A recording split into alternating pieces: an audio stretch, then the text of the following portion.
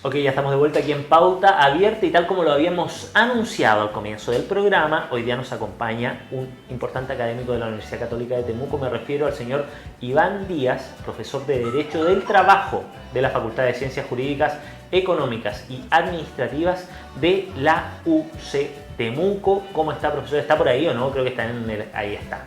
¿Cómo le va, profesor? Bien, buenos días, Francisco. Gracias por la invitación. Por favor, muchas gracias a usted por acompañarnos, por hacernos el tiempo. Sabemos que tiene una agenda bien agitada, pero queríamos invitarlo porque hay temas que están en la contingencia, que nos parece relevante destacar, conversar, y qué mejor que hacerlo con un académico de una vasta trayectoria, más de 20 años en la Universidad Católica de Temuco y siempre ligado al derecho laboral, ¿no?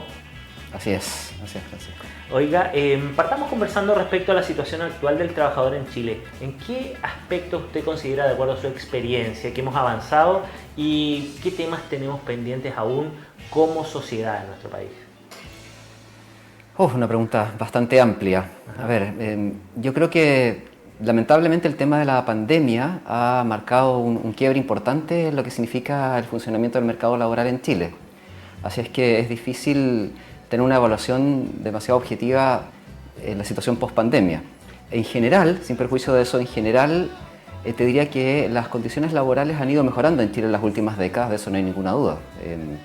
Pero por otra parte también hay cosas que faltan. Los ingresos promedio de los trabajadores chilenos son muy bajos, sobre todo considerando el nivel de pobreza. El nivel de pobreza en Chile, de acuerdo con los estudios, digamos, disponibles a fines del 2020, era de 460.000 pesos. Ese era el nivel de pobreza.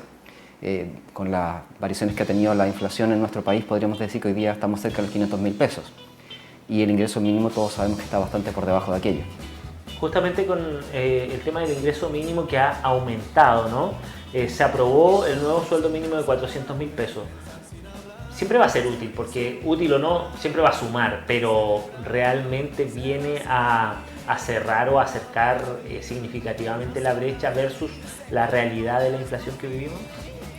Como tú acertadamente dices, nos acerca a ese nivel de los 500.000 pesos, porque de acuerdo con el proyecto del gobierno que fue enviado la semana pasada, el ingreso mínimo mensual para los trabajadores en Chile, para la regla general de los trabajadores en Chile, porque como seguramente muchos de los telespectadores saben, ese ingreso mínimo no es el mismo para trabajadores con menos de 18 años o más de 65 años.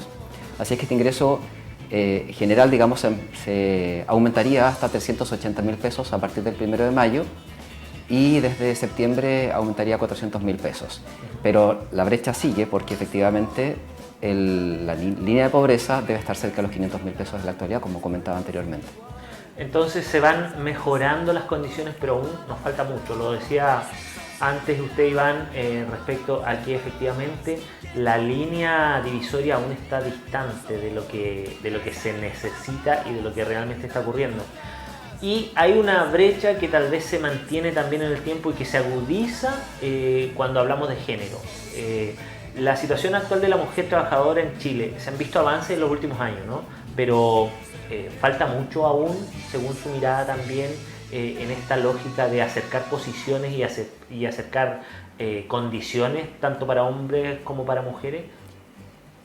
Sí, y nuevamente la pandemia marca la pauta, porque hasta antes de la pandemia la participación de las mujeres en el mercado laboral a nivel latinoamericano era bastante mayor que la que tenemos hoy en día. De hecho, la CEPAL indica que entre el año 2019 y el 2020 se produjo una disminución del 6% en la participación femenina en el mercado laboral latinoamericano. Pasamos de 52% a 46% para fines del 2020. Y a fines del 2020 la participación masculina, en cambio, alcanzaba el 69%. O sea, casi un 80% superior la participación masculina respecto de la femenina en el mercado laboral. En el sentido de los derechos laborales, ¿hay alguna diferencia significativa por mencionarla respecto a hombres y mujeres a la hora de enfrentarse al mundo laboral?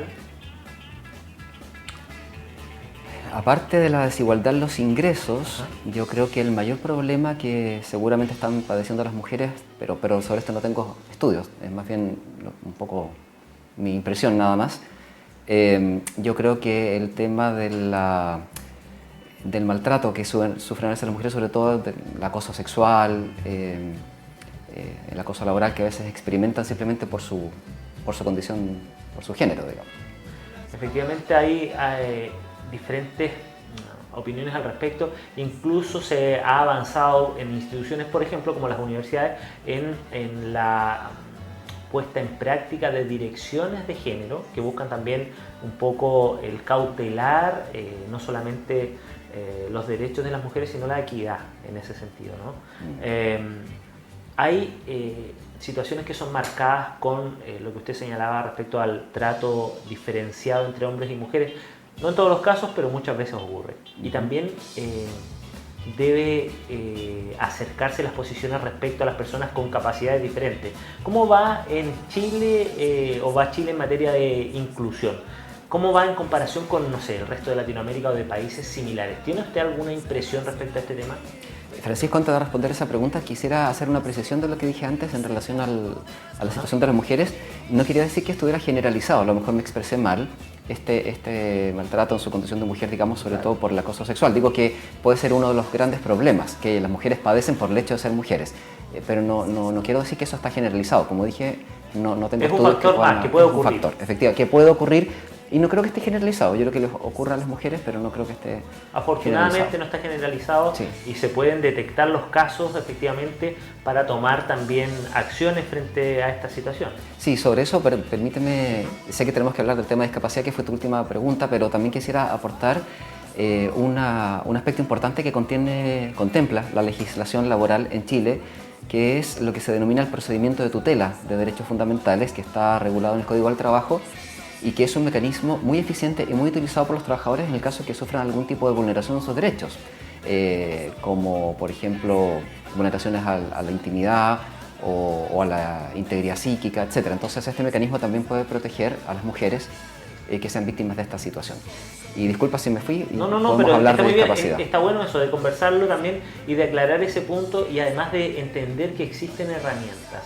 Hay mecanismos que ayudan justamente a enfrentar este tipo de situaciones y que hombres o mujeres no están solas en esto. Hay normativas que las protegen, las y los protegen, ¿no? Efectivamente. Sí. Así es. Y retomamos el tema que habíamos dejado ahí en la pauta, la situación de las personas con discapacidad o con capacidades diferentes, ¿no? ¿Cómo va Chile en esta materia a su juicio, de acuerdo a su experiencia también? Mira, lo primero, aprovechar porque también estas entrevistas son una oportunidad de un poco de aprendizaje para todos, y decirte que la forma correcta de denominar a las personas que habitualmente se dice con capacidades diferentes o discapacitadas, la forma correcta está establecida en la Convención sobre los Derechos de las Personas con Discapacidad, que es una convención que aprobó Naciones Unidas el año 2006, y la denominación correcta, por tanto, es personas con discapacidad. Esa es la forma que se han usado otras maneras que tratan de ser más respetuosas, pero la verdad es que técnicamente esta es la manera correcta. Ahora, sobre la situación, hay un estudio muy interesante que hizo una ONG vinculada al tema de la inclusión laboral de personas con discapacidad a mediados del año 2021, y la verdad es que las cifras no son favorables nuevamente por razón de la pandemia, digamos. Desde que inició la pandemia, es decir, los años 2020 y 2021 fueron años en que prácticamente se paralizó la contratación de personas con discapacidad, y muchas de ellas incluso fueron perdiendo sus puestos de trabajo.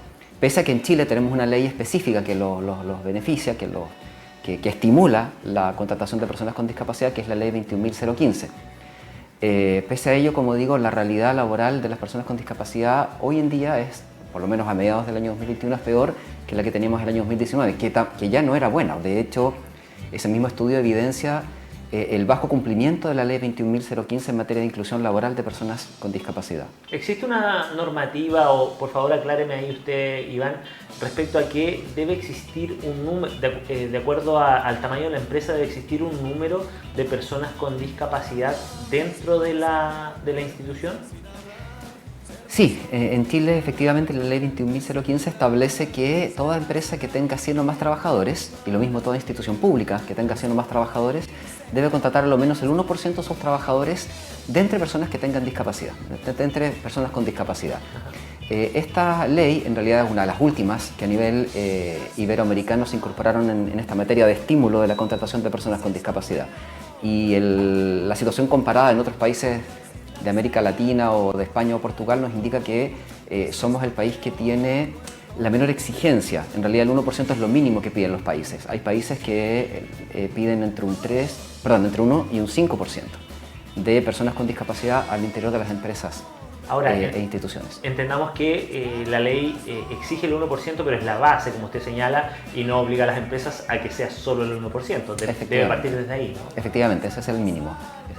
Llevándolo a una materia que es muy contingente y que tiene mucho que ver también no solamente con la realidad laboral, sino con toda nuestra sociedad, que tiene que ver con la elaboración de la nueva constitución para nuestro país. El tema laboral está impactado por múltiples aristas, ¿no? Como hablábamos, la equidad de género, salud, vivienda, sueldos dignos, etc. Así estamos terminando la conversación el día de hoy. Le agradecemos, Iván, por su tiempo, por su dedicación y por habernos también aclarado muchas dudas respecto a lo que está pasando hoy día con el derecho laboral, con los trabajadores y trabajadoras en Chile, sobre todo a días de haberse conmemorado el Día del Trabajador. Muchas gracias por acompañarnos. Muy bien, muchas gracias.